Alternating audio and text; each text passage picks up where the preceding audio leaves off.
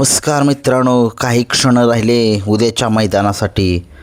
सगळा महाराष्ट्र ज्या मैदानाची वाट बघतोय, हिंद केसरीचं मैदान, कासेगावचं हिंद केसरीचं मैदान. त्या मैदानामध्ये संबंध महाराष्ट्राशी नजर लागलेली आहे की हे मैदान नक्की किती वाजता चालू होईल. मैदान जे आहे ते उद्या सकाळी किती वाजता चालू होईल याच्या अगोदर लाईव्ह लॉट जे आहे ते संध्याकाळी पडतेला दिसतील आपल्याला. लाईव्ह लॉट संध्याकाळी पडले की समजेलच मैदान किती वाजता चालू होईल, कारण की जशा गाड्या नोंद होतील तशा पद्धतीनं ते लाईव्ह लॉट संध्याकाळी आज किती पडत आहेत, गाड्या किती नोंद होत आहेत त्याच्यावरती डिपेंड राहील की मैदान किती वाजता चालू होईल. तत्पूर्वी चला, सगळ्यांनी मी व्हिडिओ बनवतोय, सारखे व्हिडिओ बनवतोय, काय कमेंट्स येत आहेत की याला काय कामधंदा नाही, सारखेच व्हिडिओ टाकतो. अरे ज्याला बघायचे तू बघल, नसेल बघवायचं तर बघू नको. चॅनल माझा अनसबस्क्राईब कर, काय तुला का मागं लागलो आहे का मी माझा चॅनल बघ म्हणून. आणि सुरुवात करूया उद्याच्या मैदानामध्ये.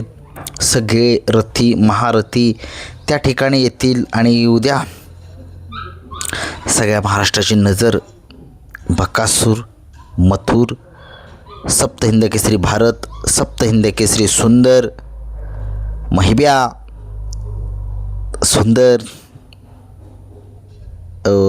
11-11 साई, 11-11 शाकीरबाईंचा राजा सम्राट जोडी असेल, कळंबीचा शंभू असेल, चिमण्या असेल, लखन असेल, कॉकटेल असेल, 22-11 पिस्टन असेल, महान भरत केसरी द्वारलीचा हरणे असेल, घरणिकीचा राजा असेल, वेगाचा शेवट सारजा असेल, घोट सारजा असेल, चिक्या असेल, कारुंडाचा चिक्या, रायफल 81-81 असेल, नांदेड सिटीकरांचा भारत, विठ्ठलनाथांची नंदी, असे बरेच सारे नंदी जे आहेत ते उद्या आपल्याला पळताना दिसणार आहे. त्या मैदानामध्ये कशा पद्धतीनं त्यांचं नियोजन जे आहे ते होईल, कशा पद्धतीनं कोण काय, मी चर्चा करतोयच कोण एक नंबर करेल कोण, परंतु काय होते, काही पैरे समजत आहेत, काही पैरे समजले जात आहेत. वितर्क जो आहे तो लावण्यामध्ये थोडंसं अपयश येतं आहे आपल्याला. परंतु बघूया, संध्याकाळी लाईव्ह लॉट ज्यावेळेस निघेल त्यावेळेस समजेल लोकांना की कशा पद्धतीनं हे जे आहे ते नियोजन उद्याच्या मैदानामध्ये प्रत्येक नंदीचं जे आहे ते करण्यात येईल. आणि बघूया, आपण सुरुवात करूया की बकासूरवरती नजर असेल. बकासूर करेल का एक नंबर, काय वाटते तुम्हाला? कारण की सगळ्या महाराष्ट्राची नजर जी आहे ती बकासूरवरच लागलेली आहे. 100% मैदानामध्ये मला वाटते 50 ते 60% लोक बकासूरसाठी शर्यत बघतात, बकासूरसाठीच. बकासूर हिंद केसरी होणार का?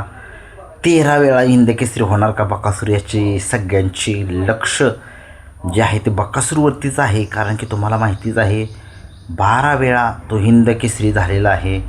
आता 13व्या दिशेने चाललेला आहे की 13व्या दिशेने म्हणजे 13व्या हिंद केसरीचा मान जो आहे तो पटकवण्यासाठी एक पाऊल पुढे, म्हणजेच उद्याचाच दिवस, आजचाच दिवसमध्ये आहे. उद्या तो दिवस उजाडेल, सगळ्यांना समजेलच बकासूरचा पैरा कोण असेल. सगळ्यात गोपनीय गुपित जो पैरा आहे तो बकासूरचाच आहे. आणि सगळ्यांना एक उत्सुकता की काय होईल नक्की मैदानामध्ये, बकासूर एक नंबर करेल का? सगळ्या महाराष्ट्राची नजर लागली. तो नसेल ज्यावेळेस तो म्हणजेच फायनलला राहावा सगळ्यांची इच्छा आहे. बाकीचे सर्व नंदी जे आहेत ते गुलालासाठीच येणार आहे, हिंद केसरीच्या मानासाठीच येणार आहेत. परंतु कधी कधी मनाला वाटतं की खरंच हे क्षेत्र जे आहे ते बकासूरशिवाय खरंच अपूर्ण आहे. तो एक नंदीच वेगळा आहे, त्याने खरंच एक प्रत्येकाच्या मनावरती अधिराज्य गाजवलेलं आहे. तुम्ही सगळे महाराष्ट्रातले सगळे तमाम बैलगाडाप्रेमी आहात, सगळेजण प्रत्येक नंदीवरती प्रेम करतो. परंतु एक बकासूर वेगळाच नंदी आहे, त्याची वेगळीच शैली आहे. धावण्याची असो, सगळ्यांच्या मनामध्ये राज्य करण्याची असो, मनामध्ये जे राज्य केलेलं आहे, मनामधील व्यक्ती कोणीही असो, एकदा मनामध्ये राहिला कायम तो राहिलाच. आणि तशाच पद्धतीनं उद्याच्या कासेगावच्या हिंद केसरीच्या मैदानामध्ये सगळ्या महाराष्ट्राचा लाडका बकासूर पाळण्यासाठी सज्ज आहे. आज संध्याकाळी लाईव्ह लॉटमध्ये बकासूरच्या चिठ्ठ्या निघतीलच. कोणत्या तासावरती असेल बकासूर, कोणत्या गटामध्ये असेल बकासूर, पैरा कोण असेल, ड्रायव्हर कोण असेल, कसा पळेल माझा देव, माझा बकासूर उद्या एक नंबर करेल का. तमाम महाराष्ट्रातील जेवढे लोक आहेत तेवढ्यांची लक्ष जे आहे ते उद्याच्या मैदानावरतीच आहे. सोपी गोष्ट नाही आहे उद्याच्या मैदानामध्ये एक नंबर मिळवणे. भले जे आहेत ते गटालासुद्धा जाऊ शकतात, चांगले नंदी. कारण की वाटतं एवढं सोपं नाही.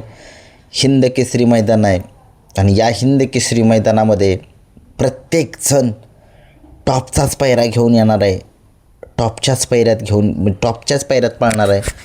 परंतु सगळ्या महाराष्ट्राला सांगतो, हा असा एकमेव बैल आहे ज्याला टॉपचा जर पैरा नसेल तर ठीक आहे, तरी तो पळतो. आणि त्याच्यावरती फक्त अन्याय उद्या होऊ देऊ नका. आता सगळे म्हणतील अन्याय होऊ देऊ नका म्हणजे काय नक्की. सविस्तरपणे सांगतो, जे पुसेगावमध्ये घडलं ते इथे घडू नये.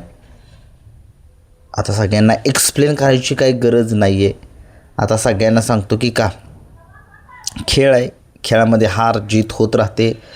परंतु जे समालोचक आहेत ते कधीच कोणत्या नंदीला नावे ठेवत नाहीत, काही बोलणारसुद्धा नाही आहेत. परंतु काय होतं, एखादा माणूस, एखादी व्यक्ती येते स्टेजवर अचानकपणे की थोडीशी बघितलं तुम्ही, काही ना काहीतरी शब्द, एखादा चुकीचा शब्द वापरला जातो, समालोचकांच्याकडून कधीच वापरला जाणार नाही आणि जाणारसुद्धा नाही इथून पुढे. परंतु एखादी व्यक्ती असते जवळ आसपासचीच कोणतरी. तुम्ही बघितले पुसेगावला बकासूरला ज्यावेळेस पराभव झाला त्यावेळेस त्या व्यक्तीनं बकासूरला कशा पद्धतीनं ट्रोल केलं होतं, त्याचा इतिहास बघा आणि मग बोला. हे बैलगाडा शर्यत क्षेत्र, हे बकासूरमुळे सगळे लोक जे आहेत ते बैलगाडा शर्यत क्षेत्रामध्ये आलेत. तो पळतोय म्हणून या बैलगाडा शर्यत क्षेत्रामध्ये आत्ता एक उंच शिखरावरती हे बैलगाडा शर्यत क्षेत्र पोहोचलेलं आहे. 13 देशामध्ये हे बैलगाडा शर्यत क्षेत्र या बकासूरमुळे गेलेलं आहे. आणि याला खरंच मैदानामध्ये जरी बकासूरचा एखाद्या वेळेस म्हणतोय पराभव जरी झाला तरी कुणीही नावे ठेवू नका. तो पळतो हेच आपल्यासाठी भाग्य आहे. मैदानाला शोभा येते, त्याला उपमा आहे देवाची. तो देव आहे बैलगाडा शर्यत क्षेत्रामध्ये. आणि तुम्ही बघितलं त्याच्याशिवाय करमत नाही लोकांना. ज्यावेळेस त्याचा पराभव होतो त्यावेळेस लोक कोणी थांबत नाही मैदानामध्ये. पुष्यगावच्या मैदानामध्ये मी बघितलं आहे, मी डोळ्याने बघितले, मी होतो त्या ठिकाणी. फटकेसुद्धा खाल्लेत बकासूरसाठी आम्ही मांडीवरती हाताळायचे. परंतु मैदानामध्ये ज्यावेळेस बकासूरला कोणी बोलतं त्यावेळेस सहन नाही होत. असा आम्ही मार खाऊ, कोणी असो.